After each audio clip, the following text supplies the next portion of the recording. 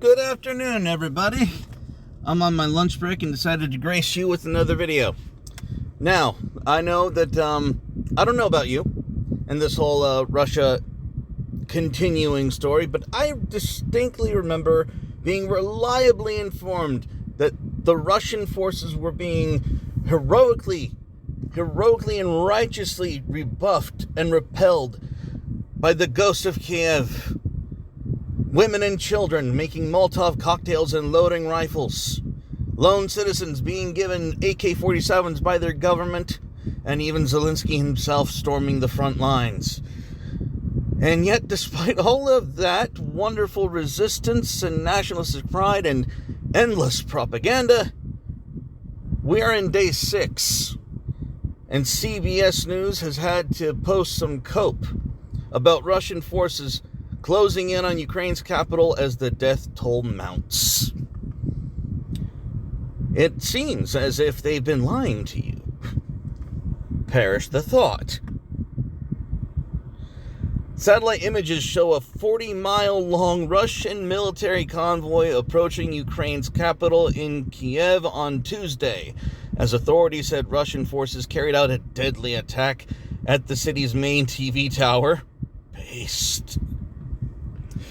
The plotting Russian advance on the ground came while Ukraine's second largest city, Kharkiv, or Kharkiv, however you want to announce that, depending on your level of whiteness, was hit by intense shelling as Vladimir Putin's invasion of the neighboring nation entered its 6th day. The UN Human Rights Office said Tuesday that at least 136 civilians had been killed by Russia's assault, including 13 children. That's called war. And by the way, we've done far worse in Syria and Lebanon. No, not Lebanon. At least Iraq. Talks between Ukrainian and Russian representatives lasted several hours Monday, and both sides agreed to meet again in the coming days. Ukrainian President Volodymyr Zelensky said in video address late Monday that he believed Russia's continued shelling meant to extract concessions from his country, but it wouldn't work. I thought your fat ass was defending the front line, sir. I was told reliably by Western media that you were in a flak jacket holding a rifle. Silly me. More and more countries and companies worldwide taking steps to punish Moscow for the invasion. They left Russia's currency, the ruble, plunging into a value of less than a penny. So, if you're in stocks, the ruble is what you should be investing in. Buy low, boys. Buy them while they're low, that's all I'm saying. Perhaps feeling the pressure of Russia being targeted by increasing international scorn and his troops' advance being slowed by fierce resistance from Ukrainian fighters. It's day 6. I don't know if you fuckers are familiar, but the Israelites are laughing at your asses. What is Ukraine? Oh. President Vladimir Putin put his nuclear forces on high alert on Sunday. He would do that. And that's the end of the article. But absolute copium in light of the news that they can't avoid. They cannot avoid the fact that they're losing. Oh, it continues. Ukraine says 5 killed in Russian attack on Kiev TV tower. Ukraine's state service for emergency situations said Russian airstrikes on the Kiev TV tower killed 5 people and left 5 more wounded. Can I just once again reiterate how based it is that the Russians are going after media, reporters, mainstream broadcast stations? Could we have some of that in America? Please? Anyone? Kiev Mayor Vitaly Klitschko? I probably butchered that, but I did the best I could. Shared a video of the tower being hit. So, journalists being journalists. Go figure. He said an electrical substation powering the tower and a control room on the tower were damaged as a result. I couldn't care less. The tower is located near Ukraine's main Holocaust memorial.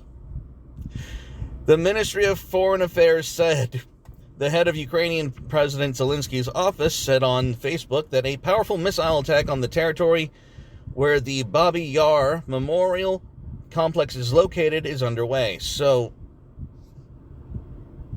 Putin's taken everything, is what you should take away from this. And by the way, just in spite of all the bullshit you've heard on the media about the brave resistance, the women and children throwing Molotov cocktails, oh no, look at this old man driving a car down at the tank, hitting him, all of the propaganda, all the bullshit you see on Twitter and media. Understand, Kiev is 2/3 west from the beginning of Ukraine's border.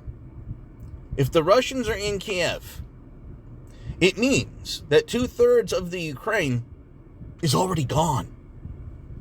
It's already under Russian control. Putin just literally walked in and said, "Mine now." Oh, by the way, those territories that he used as an excuse for staging this, those were practically already his. He already had them. He could change Ukraine's borders tomorrow. No one could do jack shit about it. So, Babi Yar, a ravine in Kiev, is where nearly 34,000 Jews were killed within 48 hours in 1941 when the city was under Nazi occupation. The killing was carried out by SS troops along with local collaborators. So, let me get this straight. You are upset that Putin is desecrating a mass gravesite? I mean, is it an Indian burial ground that we have to worry about? Are the dead going to rise? I don't understand the problem here. So it's a ravine in which a powerful missile attack struck the territory of. So it's nearby. They didn't directly target this ravine, and we're making a big stink about it because it was a mass grave. I don't understand if this is supposed to mean something other than bad shit happens when you fuck around and find out that you're screwing over your neighboring nation. I mean, you wanted NATO to be involved. You said you wanted to join the global community. You wanted weapon systems in your country. Russia said no, and you said, "Oh no, Daddy, please hit me more." What did you think was going to happen? I mean, this is not pleasant shit. Don't get me wrong. But again, I'm not the one who didn't take all factors under consideration here. You kicked up the bear. The UN seeks billions in humanitarian aid to help Ukrainians in their quote-unquote darkest hour. No. Let me help you out here. The Ukrainians' darkest hour was the moment that the person watching over them, this Zelensky prick, who supposedly, according to the media, is on the front lines despite being in a cozy negotiations chair, decided to say, fuck my country, I'm going to go with what the global society says I should do, and piss off the bear who's right next door. Nothing bad's going to happen, right? That was your darkest hour. That was the moment when you should have realized, holy shit, things are going to hit the fan. But no. Hey, look, new updates. Let's see what's going on. Russia banned from international ice skating events. The International Skating Union. Why? Who cares? I mean, seriously, is this the best that the West is going to do? We're going to ban Russia from all the things. So go ahead, ban Russia from all the things. At this point, it's moot. They're fighting a ground war, and you want to play petty bullshit. Because that's what this is. Putin is looking at this stupid shit and laughing at you. This is why no one else takes you the fuck seriously.